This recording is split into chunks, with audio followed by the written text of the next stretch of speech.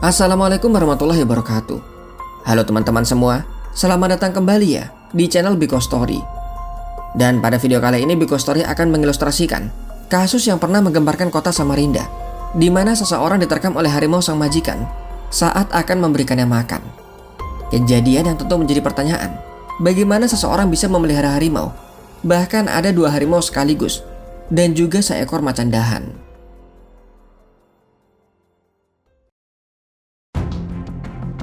Tunggu di sini ya, gak lama kok.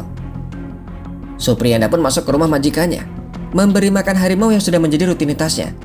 Ia berjanji tak akan lama, karena memang di pagi menjelang siang itu, mereka akan lanjut mempersiapkan acara pernikahan keluarga.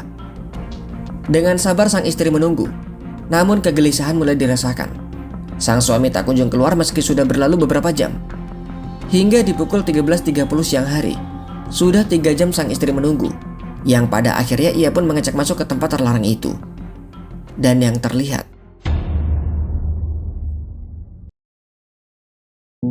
pekerja itu bernama Supriyanda, seorang kepala rumah tangga berumur 27 tahun, yang merupakan warga Sempaja Ujung kota Samarinda.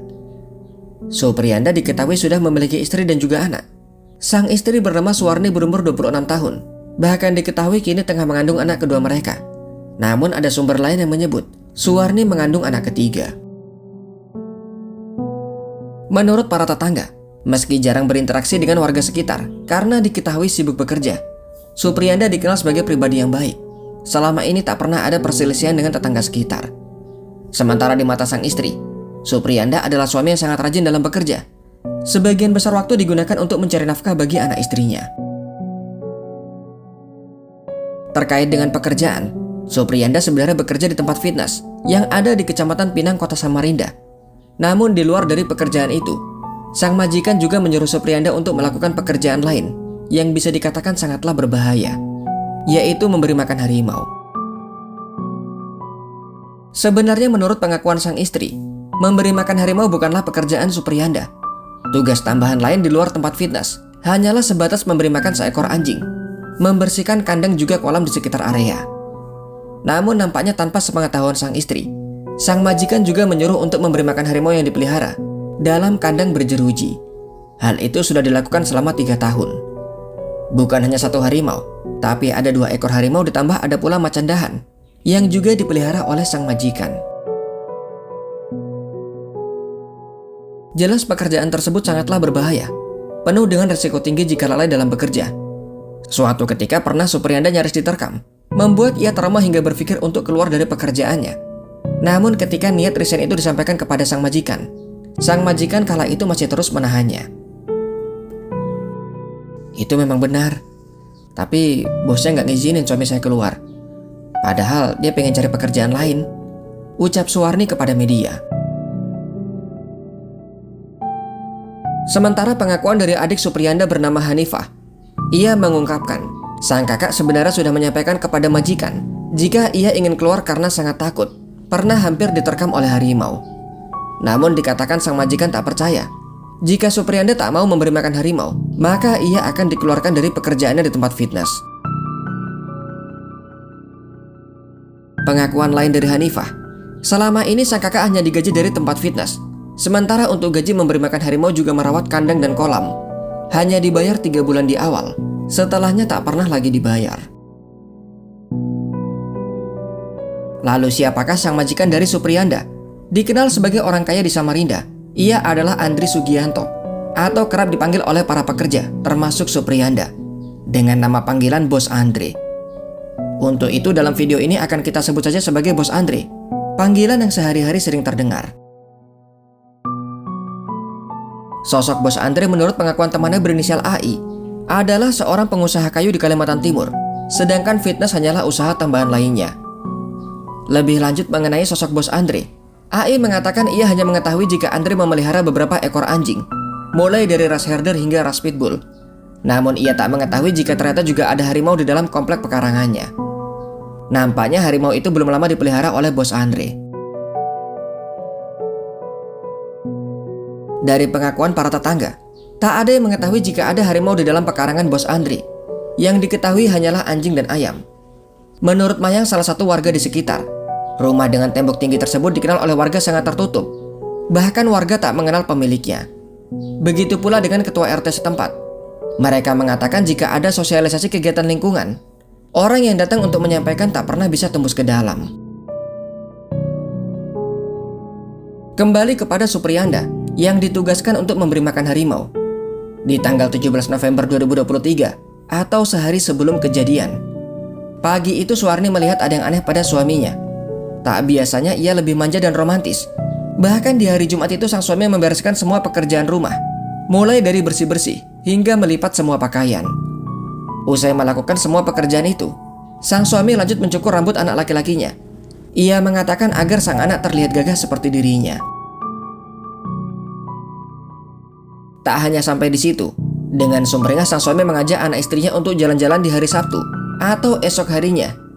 Yang ternyata Supriyanda baru mendapatkan rezeki nomplok. Ia mengaku kepada sang istri mendapat uang di mobil. Namun ketika akan dikembalikan, Bos Andre mengatakan itu bukan miliknya. Bos Andre lantas menyuruh Supriyanda untuk menggunakan saja uang tersebut. Hari pun berganti. Sabtu pagi di tanggal 18 November 2023. Pasangan yang bahagia tersebut memulai hari seperti biasanya. Suwarni membangunkan suami untuk mandi dan sarapan.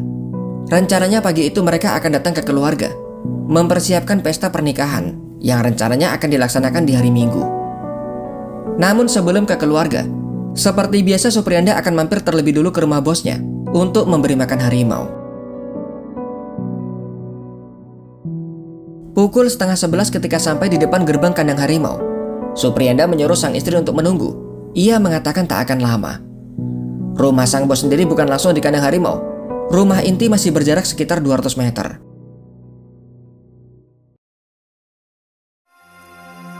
Satu dua jam menunggu, Supriyanda masih belum juga keluar. Sang istri sudah sangat gelisah namun masih mencoba untuk bersabar dan menunggu. Hingga akhirnya di pukul 1:30 siang, Suwarni tak lagi bisa menunggu dan akhirnya nekat masuk. Ia masuk melalui akses rahasia. Begitulah sang suami menyebutnya. Hingga ketika sampai, sang istri terbelalak melihat apa yang terjadi. Suaminya sudah dipenuhi noda merah dan terbujur kaku di dalam kandang harimau.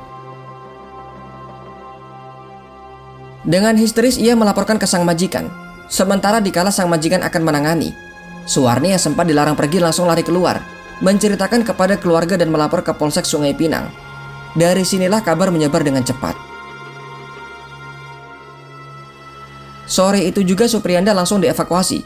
Begitu pula dengan sang majikan yang langsung ditahan. Namun dikala itu harimau belum bisa dievakuasi oleh tim BKSDA dikarenakan mengalami stres karena kehadiran banyak orang. Rencananya esok baru akan dilaksanakan. Dari kehadiran polisi di TKP, barulah diketahui kandang itu sebenarnya memiliki 2 pintu. Kemungkinan salah satunya tak terkunci hingga harimau itu bisa menyerang Supriyanda. Supriyanda diketahui mengalami luka serius pada bagian kepala, dada, dan kaki. Kasus yang kemudian menggemparkan warga Samarinda, membuat warga sekitar hingga warganet bertanya-tanya, bagaimana mungkin seseorang bisa memelihara harimau di komplek pribadinya? Dari keterangan Bos Andre kepada polisi, di tanggal 19 November 2023, ia mengatakan mendapatkan harimau tersebut dari seseorang di Jakarta dan dikirim menggunakan kapal laut. Satu harimau yang masih muda dipelihara sejak kecil, hingga Bos Andre yang sudah sayang enggan untuk melepasnya. Diketahui juga, Bos Andre ternyata pernah mengajukan izin untuk memelihara hewan buas tersebut. Permohonan izin diajukan di tahun 2021, namun tak lolos karena berkas atau persyaratannya masih kurang. Setelahnya proses pengajuan itu tak pernah lagi diurus. Maka jelas, ia memeliharanya secara ilegal. Pasal yang kemudian dikenakan kepada Bos Andre adalah pasal 359 KUHP, yaitu kelalaian yang mengakibatkan orang lain meninggal. Ancamannya adalah 5 tahun penjara. Dan pasal 21 ayat 2 jungto pasal 40 ayat 2 Undang-Undang Nomor 5 Tahun 1990 yang berkaitan dengan perizinan kepemilikan satwa liar. Ancamannya adalah 3 hingga 5 tahun penjara dan denda maksimal 100 juta rupiah. Dan dalam perkembangan, istri Supriyanda justru minta agar pelaku dihukum ringan saja. Hal ini karena Bos Andre bersedia menjamin pendidikan anak-anak Suwarni, juga memberikan tali asi sebesar 300 juta rupiah. Selain dari hal itu, menurut sang istri selama ini suaminya sudah dianggap seperti adik sendiri oleh Bos Andre. Dalam persidangan yang terjadi pada bulan April 2024, Bos Andre hanya dituntut oleh keluarga korban dengan 3 bulan penjara. Sementara untuk pasal mengenai konservasi, ia dituntut dengan 3 tahun penjara. Selama persidangan berlangsung, pelaku tak ditahan di rutan atau kantor polisi, dikatakan ia menjalani tahanan rumah. Hingga kini admin belum menemukan kembali apakah sudah ada vonis akhir yang diberikan kepada Bos Andre. Sehingga jika ada kesalahan dalam video, informasi yang kurang atau pendapat yang berbeda, silahkan berikan komentar kalian. Sampai di sini kisah dari admin. Sampai jumpa kembali di video selanjutnya. Wassalamualaikum warahmatullahi wabarakatuh.